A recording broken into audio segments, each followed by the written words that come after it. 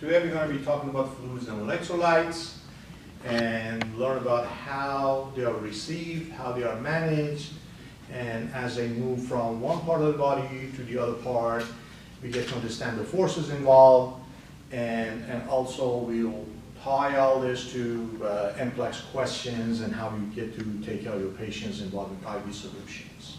So to start, we need to understand body environments, and for that we have three basic environments. So if you're starting with body environments, we pretty much can divide it into two main areas and then with sub-classes. So what we're having here is extracellular environment versus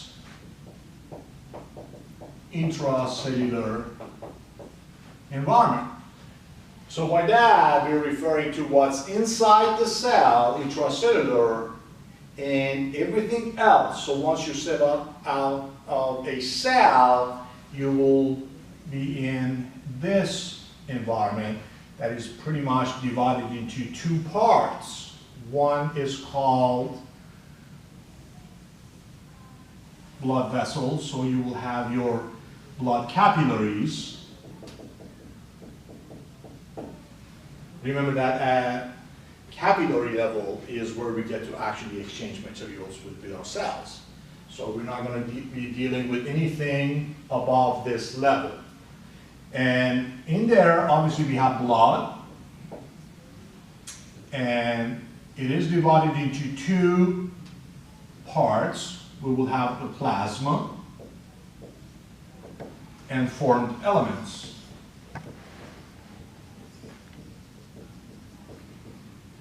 So the plasma part is more of a fluid aspect of the blood that is pretty much 55% of blood where the patient is hydrated. So that 55% versus the rest that is 45%. And that 45% is pretty much red blood cells, white blood cells, and platelets. So you will have red blood cells and white blood cells and platelets.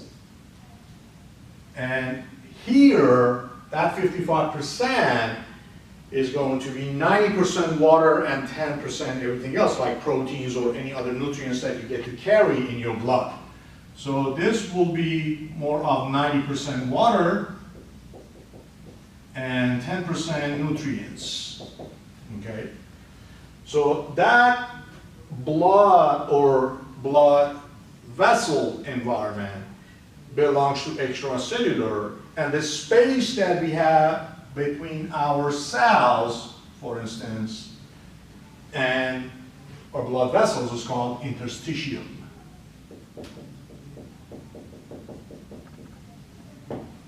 And we are more interested in fluid aspect of that environment, and then we refer to that as interstitial fluid, and for short we call that IF.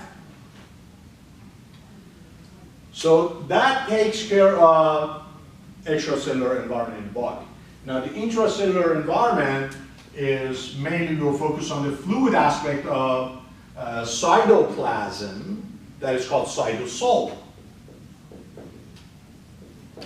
So solution of the cell, cytosol. And that's where you get to end up with whatever it is that you receive on a daily basis. So in this specific topic, you're focused on fluids and electrolytes. So whatever we get through eating and drinking will be the sources for all of our electrolytes, whether it's sodium, potassium, chloride, magnesium, all these charged minerals that we get to call electrolytes are coming from outside the body. So is water. So there has got to be a balance between fluids and electrolytes for a variety of reasons, whether we are dealing with acid-base balance, whether we are dealing with transportation of materials from blood side to eventually to our cells, to have proper forces and pressures coming from different sources that we're going to go over, including hydrostatic and oncotic osmotic forces. So once we establish this design of environments in the body, we can now move on to how things move. And pretty much, we are looking at forces involved. For that, we need to understand solutions. So when we say solutions, what are we talking about? There are two components there. There is the solvent and there is solute. So any type of solution, in your case, the focus should be later IV solutions. So when you're dealing with different concentrations of sodium versus water, dextrose, ringers, any kind of solutions that we give through IV solution. So for solutions, we have three possibilities. So first things first, we need to understand solutions are divided into two components that we get to call either they are solvent, the example would be water, or solute, and the example would be, for instance, sodium. So let's take a look at three different possibilities for solutions. And that is pretty much based on concentration of water versus concentration of something else. Could be sodium, potassium, whatever else. So one case is when you have equal concentration of solvent and solute. And how do we say that? Say isotonic. So in this case, you have equal concentrations. I'm going to use math symbols to make it easier to remember. So equal concentration of both solvent and solute. But what if you don't have equal concentration? So what happens? Let's say there is a possibility that you have hypertonic solution, and there's a possibility that you have hypotonic solution. So what it means is basically concentration of solute.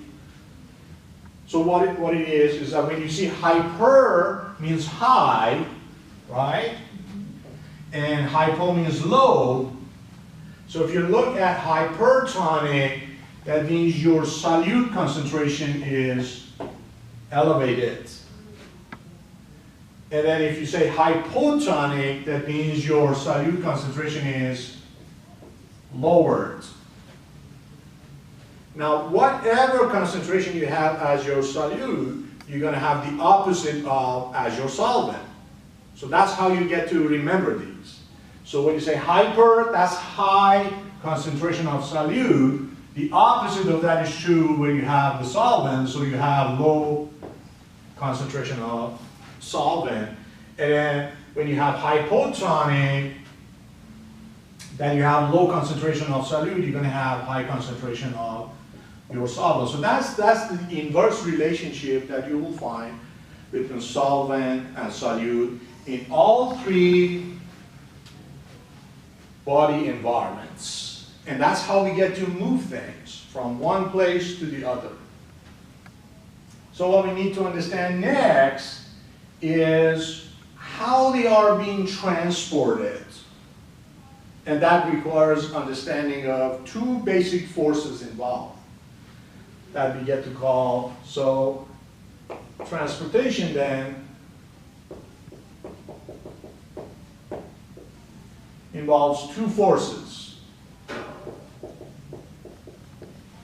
We have hydrostatic and we have osmotic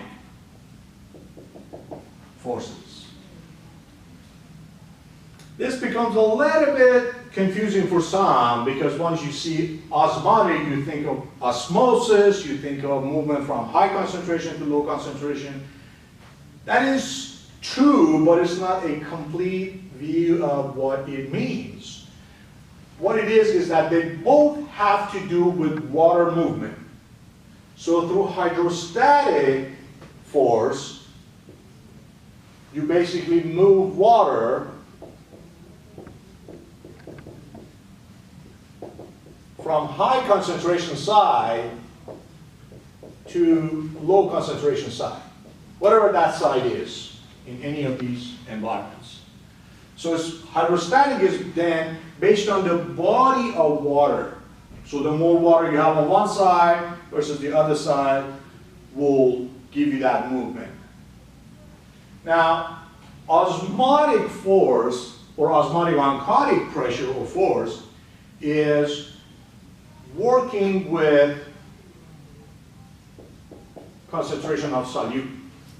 So the osmotic then is based on concentration of water. That is the determining factor.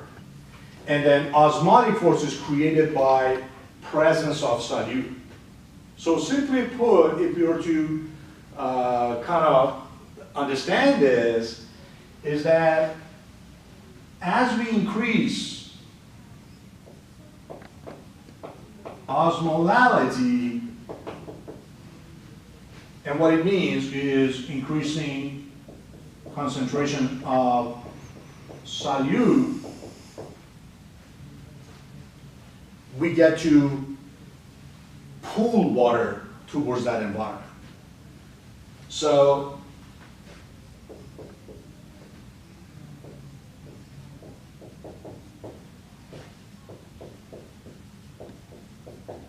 when we increase water movement towards high osmolality site.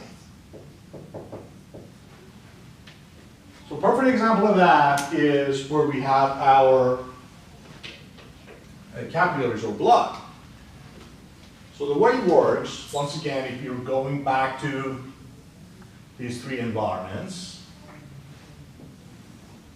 this would be capillaries. And this would be our interstitial fluid or IF.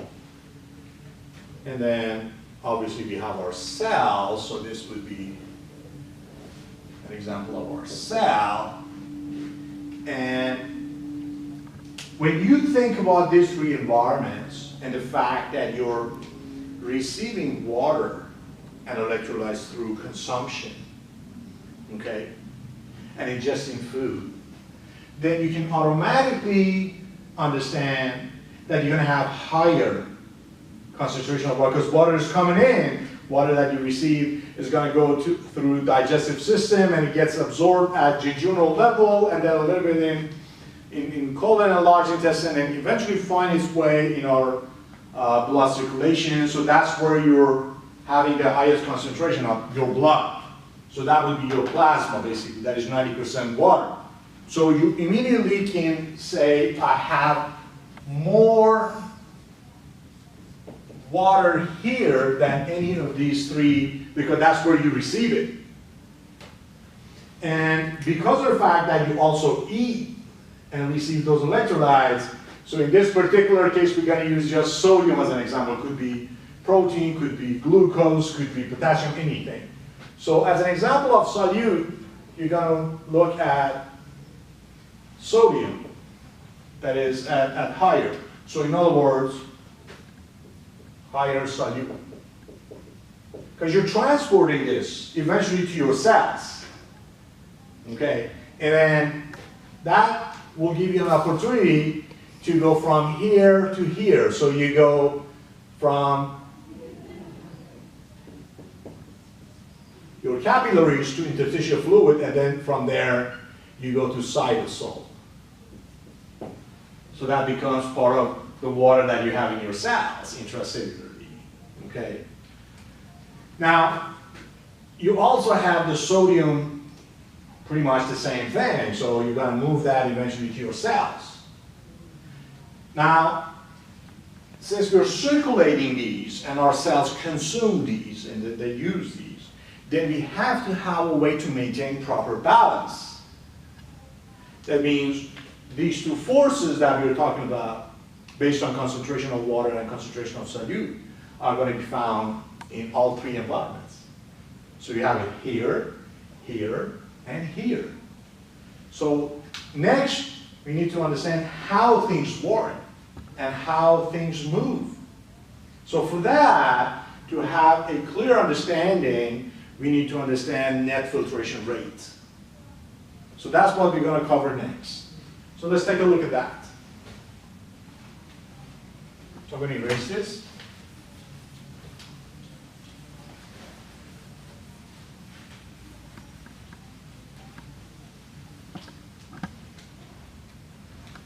So let's take a look at net filtration. So for that, we need to understand forces involved. Best place to look at is in our renal system, where we have nephrons. And where we have nephrons, you're going to have an opportunity to have, once again, three environments. You're going to have the glomerular capillaries, and then surrounded by capsular part of that nephron, Bowman's capsule called, right? So for this, if I'm moving from blood, that would be my glomerular capillaries, okay, to that Bowman's capsule. So the capsular part, I'm going to have these two forces oppose one another. So for that, in other words, for me to move my plasma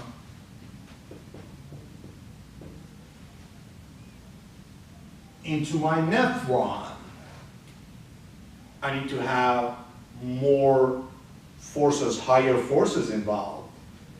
So to turn it into eventually filtrate and then urine.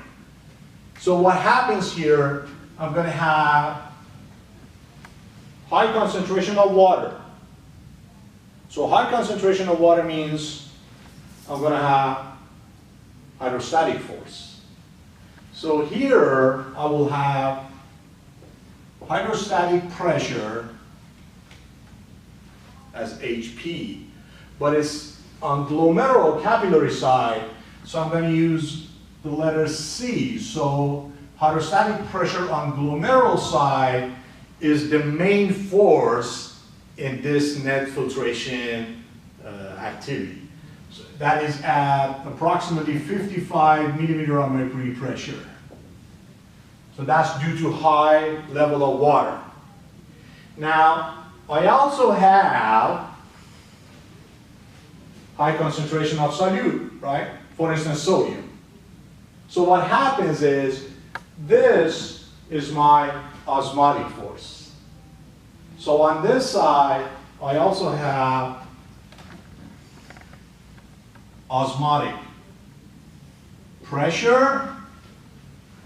Since on capillary side, we're going to use the letter C again. So osmotic pressure on the capillary side, right? So since we're being specific, I'm going to turn it into a glomerular, right? It is a capillary side, but here we go. I'm going to do that, and then I'm going to do that. So that represents glomerular. I just wanted you to see the capillaries, so you know that capillary and glomerular, exact same thing. So I have these two forces, and this is going to be around 30 millimeter of mercury pressure. And then I have, obviously, in between the space that there is, so you're going to have what?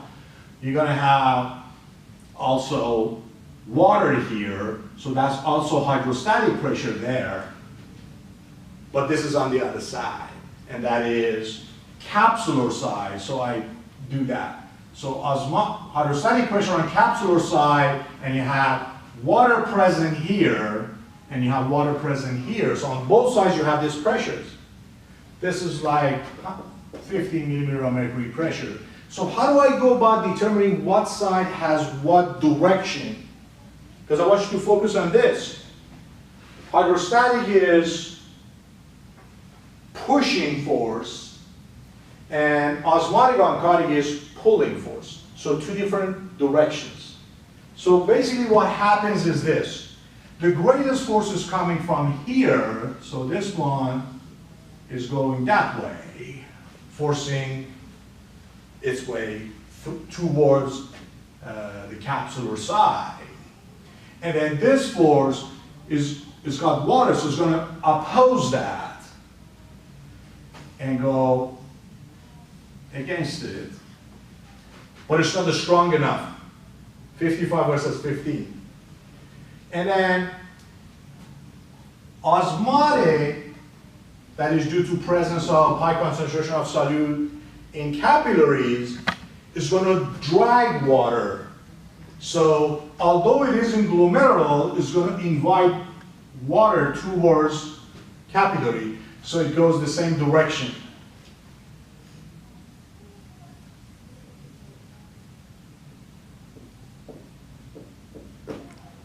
So I got 55 going against 45. So what it is that when you say net filtration,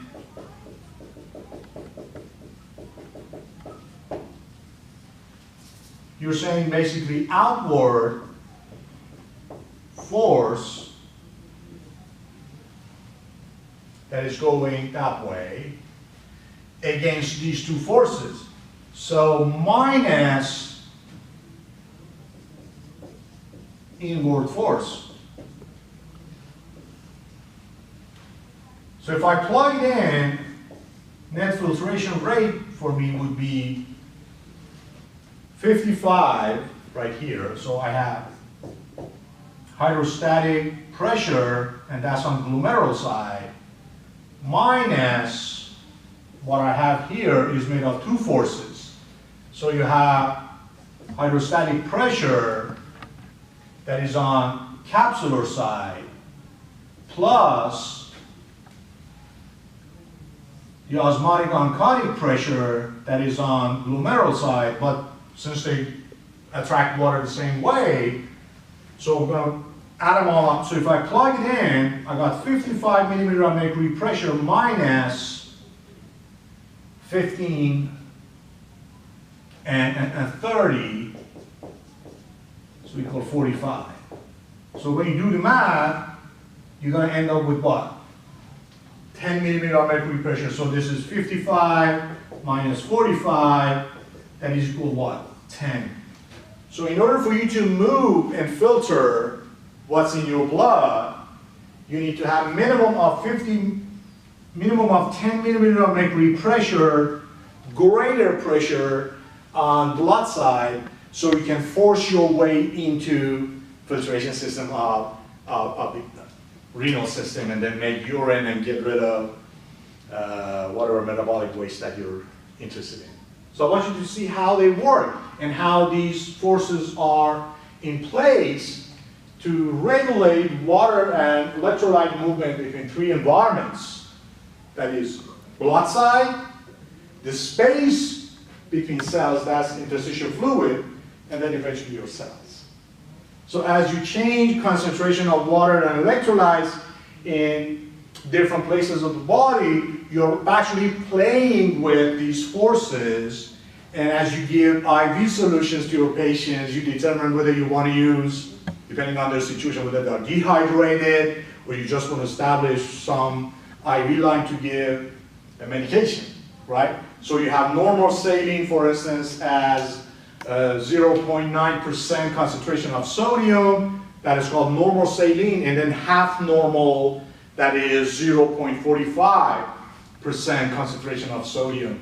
So if you have normal saline, do you have greater osmotic pressure in that solution? The answer is yes, because you have higher concentration. So if you're comparing the two, your normal saline at 9%, it's got more sodium in it, and the more sodium means more solute means more osmotic that is created. So you got to think about what happens to your patient when you select specific concentrations and move them from one side to the other. Now, this is all also hormonally regulated. So how do we decide whether we want to lose water or not is hormonally determined. So I'm going to give you some examples of that, how water movement is regulated. So I'm going to erase this.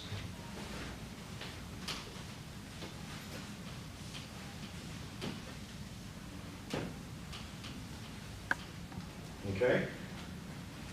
And we're going to go from there.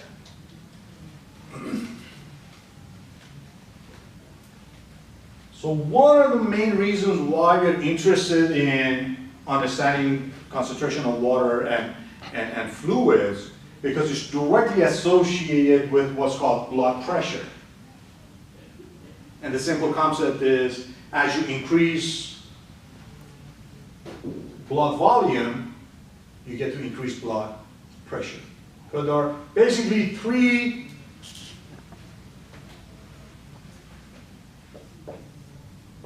we're talking about blood pressure in terms of regulating hypertension, hypotension. There are three target areas in the body. So this could be associated with blood volume, okay? And that means if you increase blood volume, you will increase blood pressure. The other is cardiac output, or your heart, okay? So, how well your heart pretty much is capable of having ventricular contraction and pump the blood out of the heart. So that can affect your blood pressure. And then blood vessels.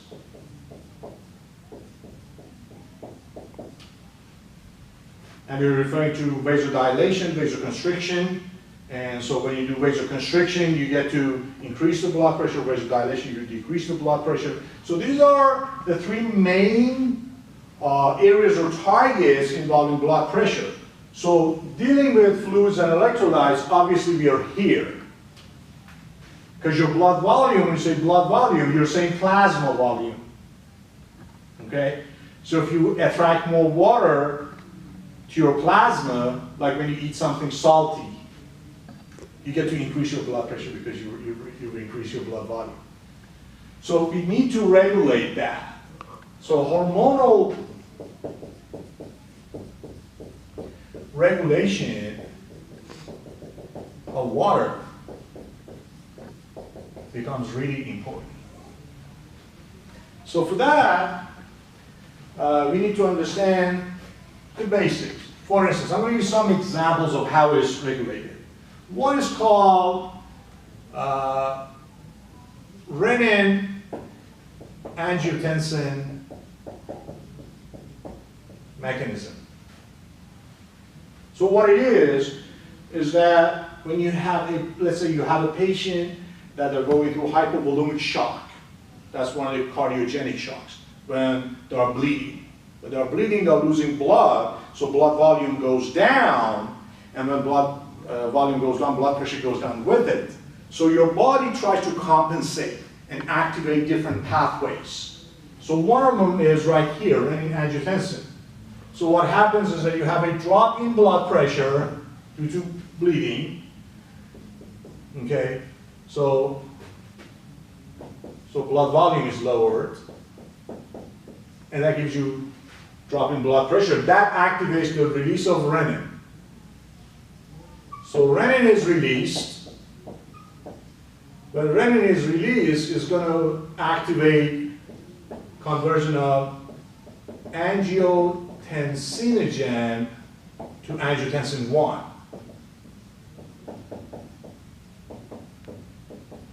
And then angiotensin 1 is going to go to our lungs, where we get to have angiotensin converting enzyme converting angiotensin 1 to angiotensin 2.